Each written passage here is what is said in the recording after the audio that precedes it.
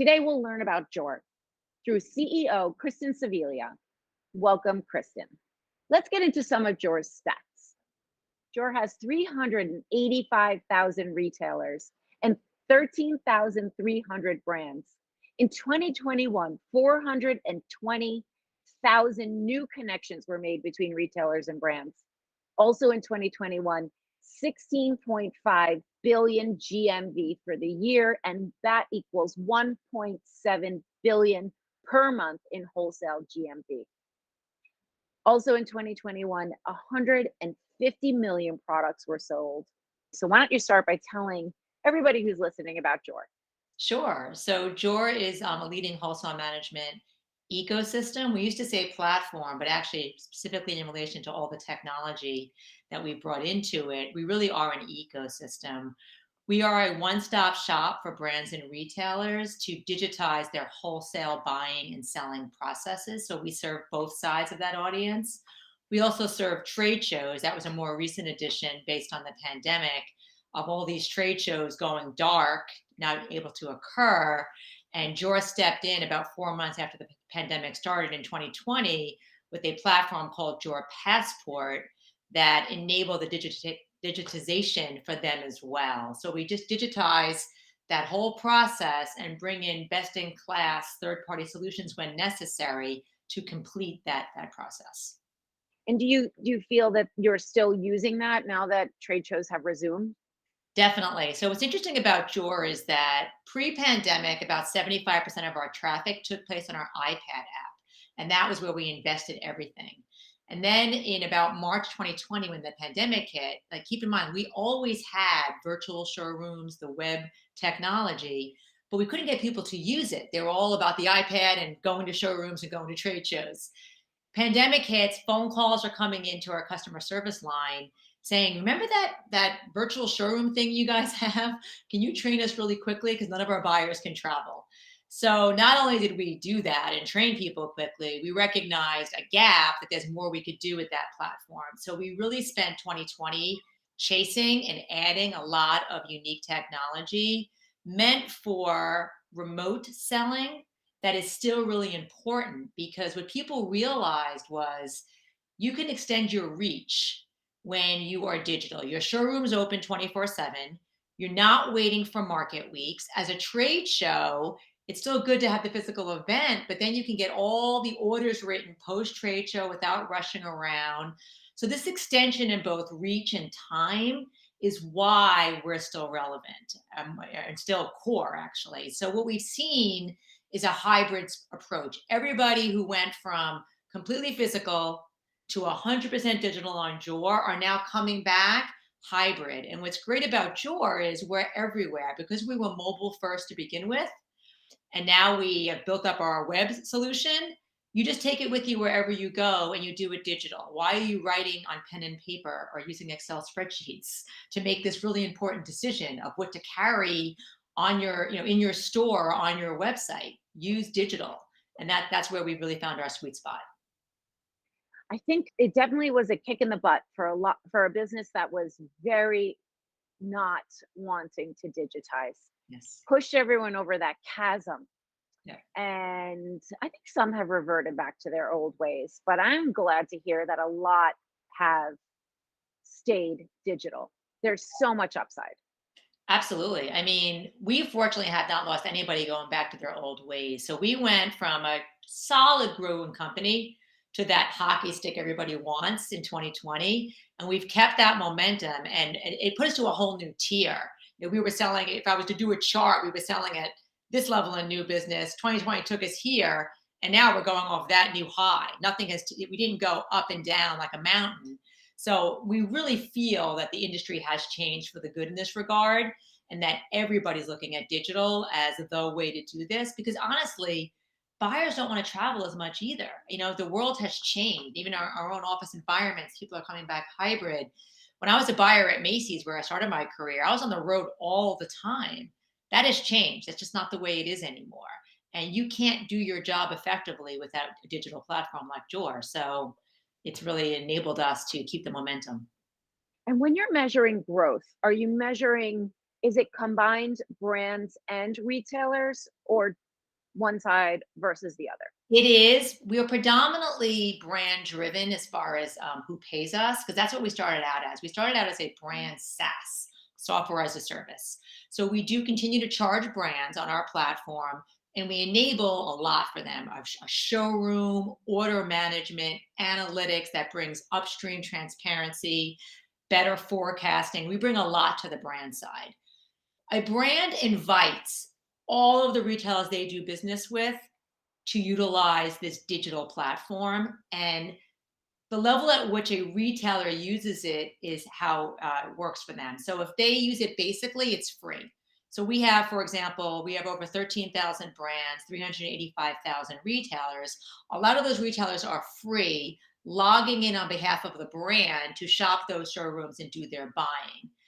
A couple of years ago, we launched an upgraded solution, which is meant for more influential enterprise type of retailers, where we gave them their own functionality. That's an upgrade. So we have about 30 retailers that pay us and exclusively use us to do their buying. And what that did was that made the network effect be like a full wheel, where brands were inviting retailers for the first 5 years of the company, but now retailers that are influential invite brands. So some of the retailers using us, for example, are Neiman Marcus and Bergdorf Goodman, Print Thompson Harrods overseas, and then a bunch of the digital players use Joor. So for example, Revolve and Forward, Shopbop and Eastane. So we've really captured the important retailers that have influence to drive brands onto the platform. Do you anticipating growing that side?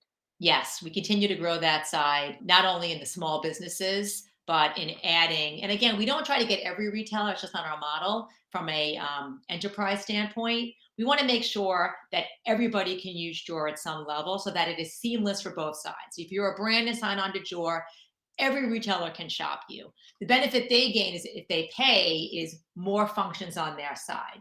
But their experience with the brand is unchanged, right? The brand gets what they need. On the retailer side, we just want to get influential retailers that tend to be larger in size, so that they need bigger tools, right? A one-man show, an SMB, doesn't need to assortment plan across 100 locations. Others do. So that's where the tools come in that are useful. And that's how we kind of decide the target audience. Got it. Got it. Okay, let's get into the tech. You've been on a tear, adding so much, and it's so great. So you announced one yesterday. Let's talk about Lily AI. Yeah, so Lily AI is an AI image tagging. It's an customer intent platform. So we partnered with them because we recognized a couple of misses in the industry. The first one is, so much time and attention in our industry has been put on consumer facing technologies. Everybody has a website. Those websites have personalization. They have buy online, pick up in store, buy now, pay later. We even have magic mirrors on the consumer side. But you get to the B2B side, which is what we master, and it's predominantly being done on Excel spreadsheets and paper line sheets, right? Again, that moment of intent of what to carry on your floor is left to that. So we're so fortunate in the B2B space to have a 25-year blueprint of the consumer industry of what works, right? Personalization matters, search matters. So we at Joor are bringing those learnings to B2B. Why shouldn't a buyer from Neiman Marcus or anywhere have the same benefit of being able to be better matched with products that make sense for their store, right? Why are they doing this all on instinct or without any type of analytics or data? So after a lot of research, we believe Lily's the best at this, of really determining customer intent. And what we're doing uniquely with them, and what's exclusive, is bringing that information into the buying process at that moment of intent of what to carry. One of the cool things, the second benefit, is because people understand that search on the consumer side is so important, they actually hire teams of human beings to attribute items manually. But that is only as good as the people you hire. And again, they're limited in what they know about the product. By using Lily's AI image technology, we are sending this data to retailers with the attribution that we know the consumers want on it. so that the product can be discovered. So our first partnership with Lily has been with ShopUp, where we did a test with them, where with the items that they were self-attributing, they were averaging 6 attributes per item. Using the Joor Lily product, they're averaging 12. So what does that mean? When people come to the site on ShopUp to search, there are 12 additional attributes to find that item. Personalization. So that's the magic of this new partnership that we're really excited about. We think it's pretty transformative. I'm a fan of making search less sucky. I Yes. don't really know any other Awesome. way to put it. Love it. It I'm just gonna use is, that. Yes. yeah, it's Just very make technical. search less sucky. I love it. It's a very technical phrase I've come up with, Yes. making search less sucky. Well, Awesome. that's a big one. Now, I just want to get into that just for a second, and then we'll move on to another Yeah. tech solution you've onboarded. So Lily is using AI to read a photo and then Apply apply. Okay. attributes. V-neck, Wow. long Okay. sleeve, they can recolor. But Hmm. what's exciting is they've been doing this for quite some time, which means they've built up a database of knowledge. It gets smarter every time you use this item, and it learns the customer really, really well. So that's what we're using to bring that into Joor's platform, and then sharing it as an opportunity with our retailers and brands. So the photo is on Joor. Hmm. Yep. The the brand says, "Lilify this for me." It comes back, and then it's there in Joor where the retailer can get it. Capitalize on it. And what we do to help them is we will map it to some of the taxonomies that they use, which is really important for a retailer. They can't just take in data and it just appears on their site.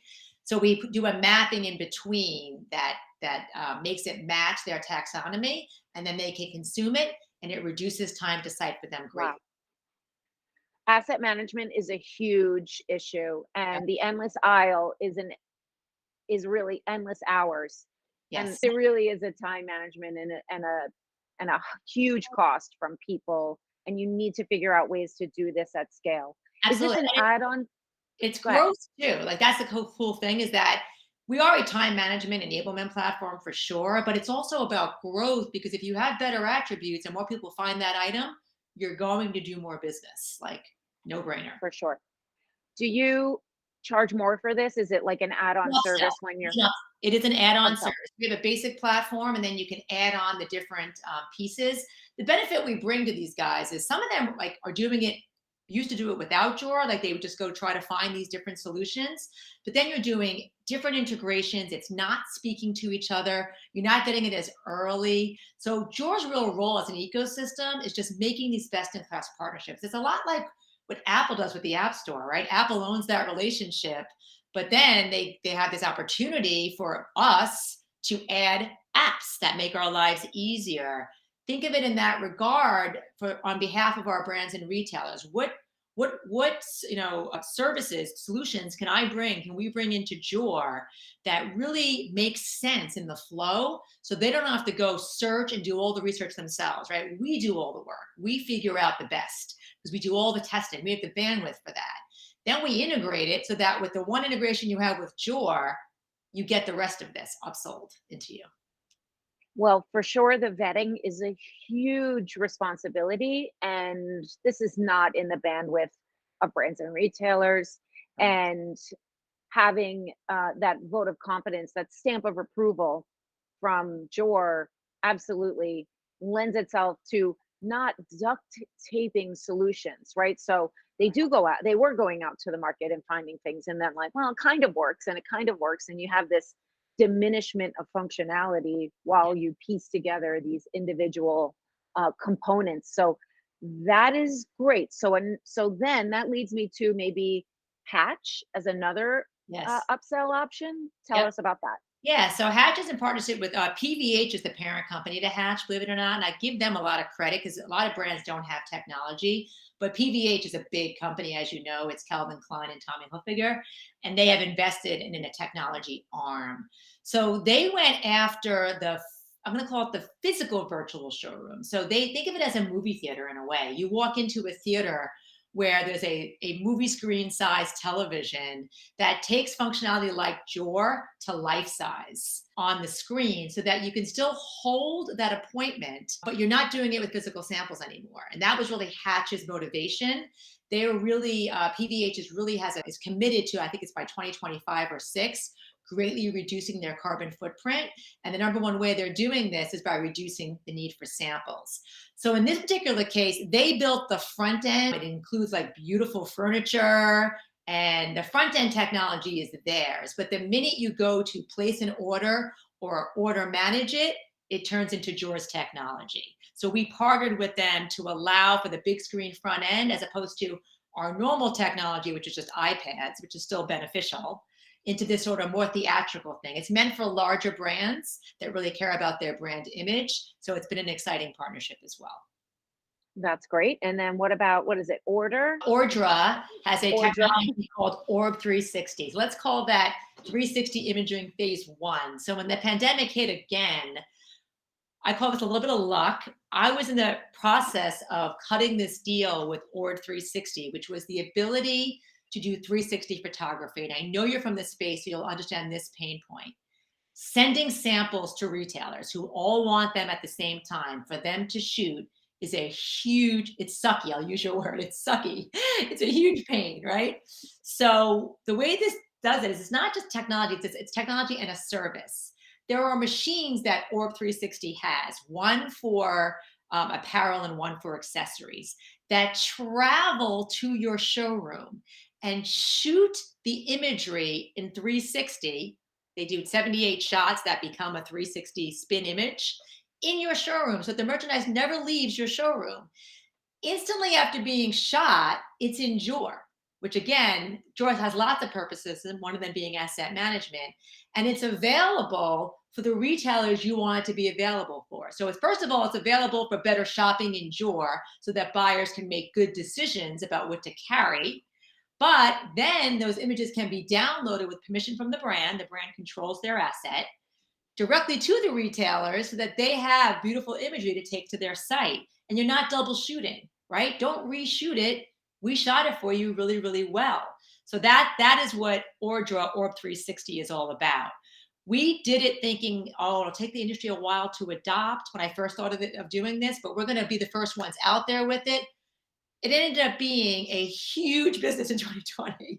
Like, I think in the first year we had 150 brands use it like right away because they had no other way of showing their merchandise during the pandemic. So it ended up being, it's a big important part of the business.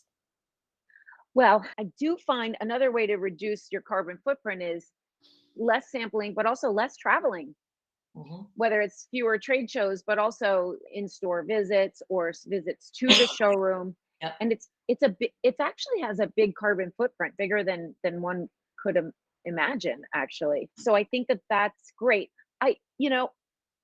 Where are you seeing, you still get that fit and touch, the fit and feel pushback? Um, I was sort of hoping that the pandemic would put people over that, and to a degree they have. Some revert to that, and imaging, like a 360 imaging and lots of virtual. I've seen metaverse showrooms are all attempting to try to bridge that gap. Where are your thoughts on that? Yeah, I mean, I think for the most part, people are over it. In certain cases, we are seeing swatch books be sent out, but a swatch book is a heck of a lot of a smaller footprint than sampling and less work. It's a swatch book. So that's been sort of a go-between we've seen in some cases, but people have been relying on the imagery for the most part. And look, the showroom's not dead, the trade show's not dead. We are supporting those guys in hybrid manners. And I think that, being a former buyer, I can speak to this. Did I need to travel every week in my job when I was at Macy's? I did not. But was some travel still beneficial? The answer is yes. There is still a reason to connect, that human contact, meet the brands, and go to things like that. So there's a balance there to be had for sure. And the fact that it's all digital now, because you're either mobile or web, is kind of what's closing the gap of it being the old fashioned way, totally. Sure. So you guys are, I mean, you were the leader before, but now you're the leader in supporting when the option is to not travel, to fill in on those opportunities to Yeah. to see the brand and What we've etc.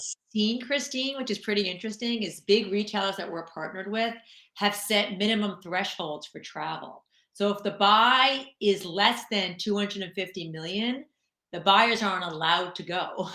So there's like thresholds setting up these type of things. So it's new behaviors coming out of the pandemic. What do you have for more of the independent retailer, or is this just, is there something for everyone, or is it really just for big business? Oh, it's definitely about independent retailer as well. We have 385,000 retailers, and really only 50 or 60 of them are the big guys. Like the rest are, in fact, the small businesses. So, one, they log into a network that allows them to shop all the brands that are on Joor to bring into their stores easily without having to travel to all these trade shows. So, the small business is a big focus of ours. What we're developing and what we're excited about is we're revamping our marketplace. We've always had a marketplace, but it's not been our main focus.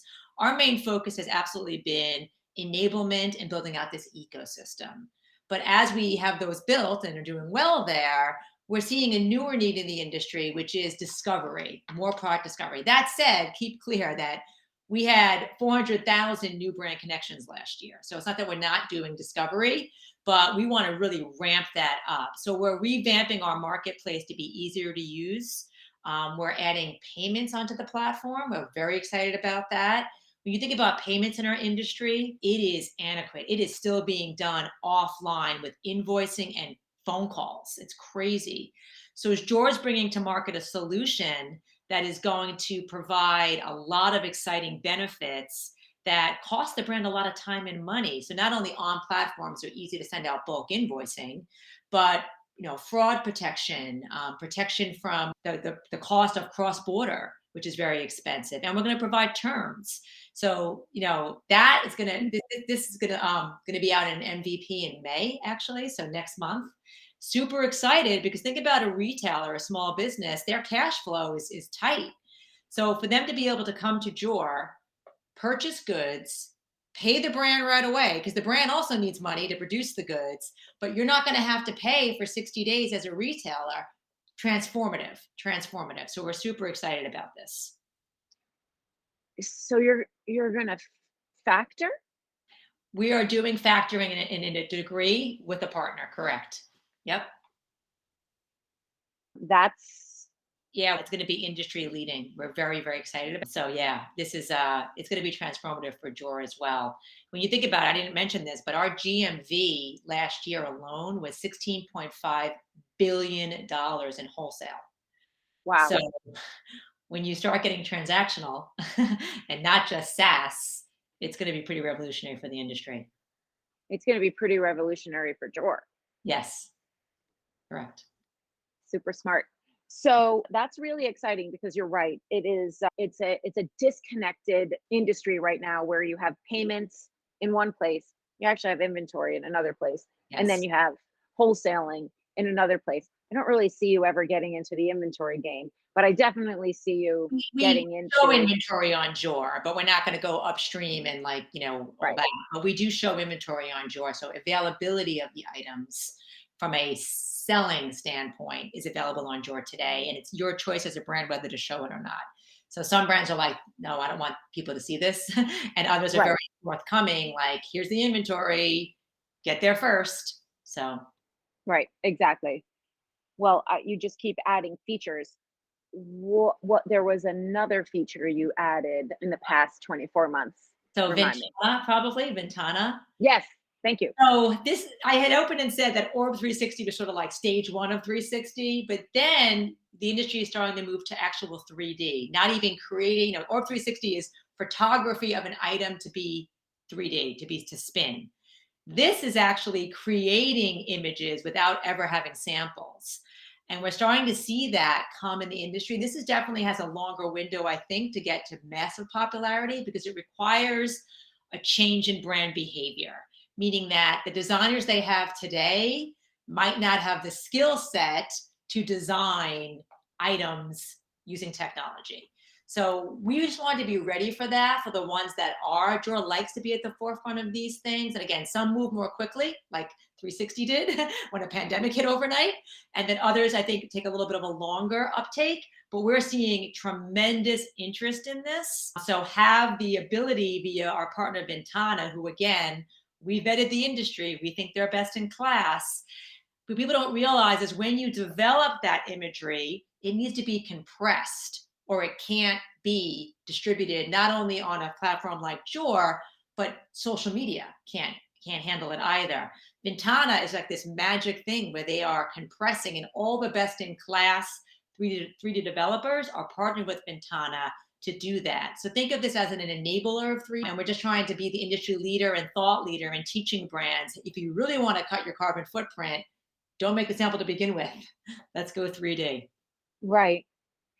You know, there's such a huge pivot here that I don't even think people who are on your platform truly understand it. Obviously, you have a vision and you're driving the business that way. First of all, there was the absolute death knell for wholesale, that it was going to be direct to consumer and wholesale wasn't even going to be a thing anymore. And I think we can safely say at 16 billion that is not the case. Not even close to the case. And also, look at all the companies that were D2C that are opening up stores or going wholesale and putting their products in other places. I mean, Allbirds has their products in Nordstrom. So why would Vuore is another one? They have their products everywhere. Why would you not take every avenue and opportunity to sell your product as long as you can control the story, right?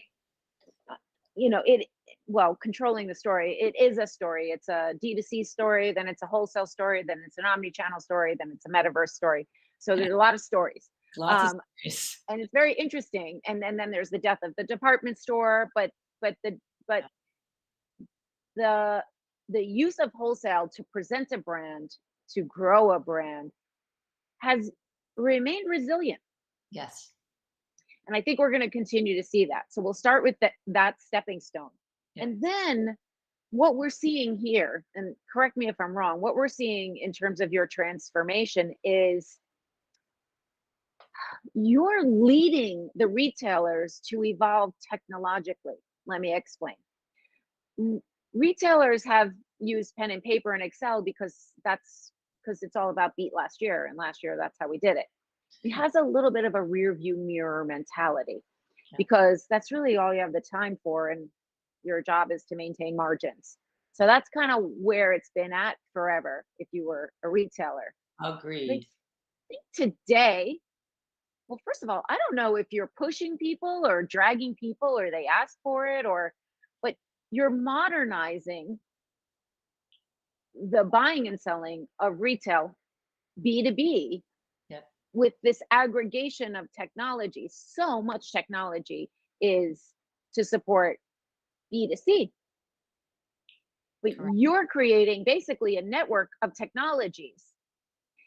Is that correct? That's correct. And I love the B2C thing. I think what I opened with is that how lucky are we to have this blueprint of what works, what converts people on the B2C side.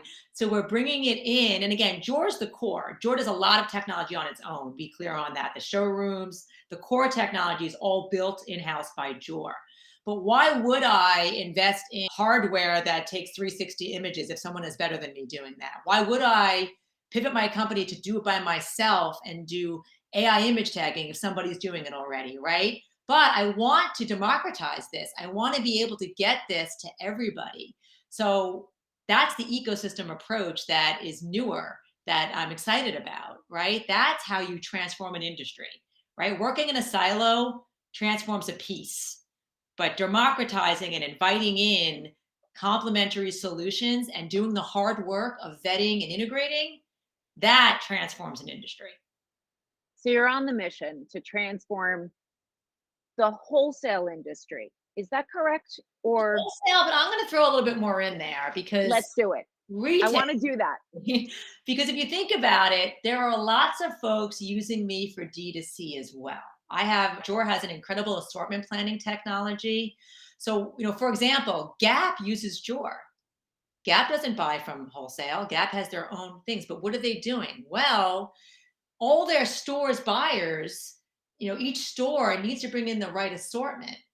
And the way you'd be surprised at how they used to do that until Joor entered the picture. So they utilize a platform like Joor to visually see what's available and to pull into their, even though there's no transaction per se be happening, there's financially, there's a transaction of order assortment. I want these and this many, and I'm taking that out of the whole picture for my store in Paramus, New Jersey, right? So there's a use case for Joor and all this technology beyond wholesale that we're starting to get into to help. Lots of D2C brands we're now talking to about using Joor's software for their own store assortment planning. So you're saying that these stores, actual vertical brands, are putting their product on Joor, but it's siloed, it's just for them. And Yes. then their teams are going in there because they've been just piecemealing these crazy, just Spreadsheets. inferior approaches, photos in Excel. I mean, I remember back Tell me about cutting and the pasting. I used to call it book. color forms for people who are of our generation. I love color forms, by the way. And I love, and actually it saved me in meetings many times. It was like, okay, do this, do that. So I remember. Yep. of course. So it's assortment technology. Now that's relatively new as well. The assortment technology came out about 5 years ago when we launched the Neiman Marcus was our development partner. That's what they really needed Joor for, was cross-brand assortment planning. And I know you're from the space, so you'll get this. And I get it from my days at Macy's. I used to go to market and every showroom was a silo. And you get a paper line sheet, and then you'd see like 40 of these showrooms in a week. And I don't remember that I bought that green dress for Herald Square, because who remembers that, right? And Right. then you go to the selling floor in Herald Square 6 months later and be like, those dresses are exactly the same. What was I doing, right? Right. With Joor, you don't do that because you literally have every green dress available on the market and you know exactly what you bought by store, and you're seeing a visual long Visually. chips, and you can make changes early in the order process long before you've confirmed orders and realize and have to do a cancel down the road, right? So Uh, that that technology transcends just wholesale, right? It works for the D2C world as well. okay. So you started that 5 years ago and you're adding clients in that way. Yes, that's why we have Okay. 30 clients that continue to grow for us. A lot of digital players. Yep. Okay. So we're winding down on our time, but I wanted to ask you, so you've got assortment planning. So that's sort of like in the present, like in the season.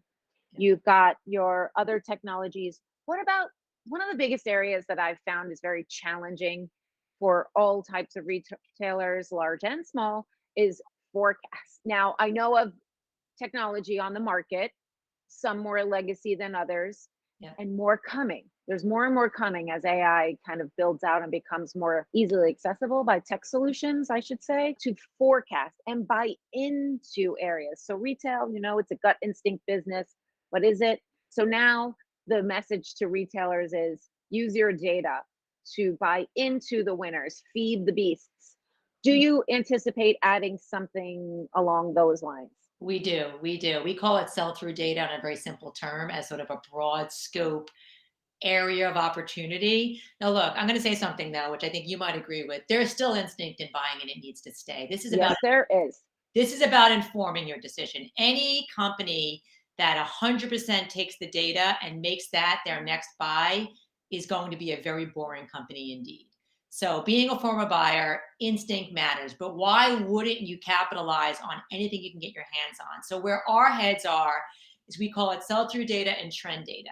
And we're looking at ways, right, to bring in solutions that can close that gap, because we're that moment of intent to ensure that you're making that decision. Why are you opening a screen over here? or a report, even worse, right? A paper report that tells you about the trends from the industry over here, when it should be informing you in that moment. So we are looking at that. And yes, that is probably fair to say the next area that we will be focused on and adding into our ecosystem.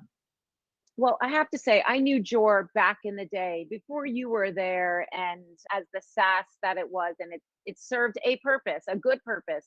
But the way you're rounding out the services, the way that you're moving the industry forward, all of retail, wholesale, and full price retail vertical brands, Yeah. um, is really needed. Doing the work for an industry that is tends to not have the time to invest to properly understand what resources they need to be better, and they simply just don't have the time. Right. And even when they, a lot of retailers are adding innovation teams, there's just a lot on their plate. And So it's my biggest advice is don't do this yourself. That there are people who have it in their minds. We're going to build a drawer-like platform, and my answer is why? Like, why would you do that? Like, you're never going to be able to keep up with somebody who focuses on this for a living. Right? This is all we do. I'm not worried about what I'm carrying in my stores or how my stores are doing. Right? Sales are doing in the store. Like, I'm worried completely about this part of the process. So, you know, don't don't ever try to do this yourself, in my opinion. You need to definitely use platforms for stuff like this. absolutely. Would you do your own heart surgery? Right, right. I would not. So I just really want to thank you because it's such a fascinating industry, and there's been so much technology coming at it from all angles, and we've been in this long enough to know like nobody really cared about retail from an innovation standpoint. And now you've got technology coming at it from every angle. But what you're doing is from the inside out. You're really going to be able to move and improve the industry and disrupt. Yeah, It's not an add-on. It's from the inside. And what we do, we buy and sell clothing. Okay, yes. automation, this, that. But at the root of what retail, this type of retail is we're going to buy and sell goods. And everything you're doing is with that intent and making it better. Yep. That is exactly what we're doing. Thank you so much for having me. It was really great to be on here and share the ecosystem story for sure. So thank you. Thank you.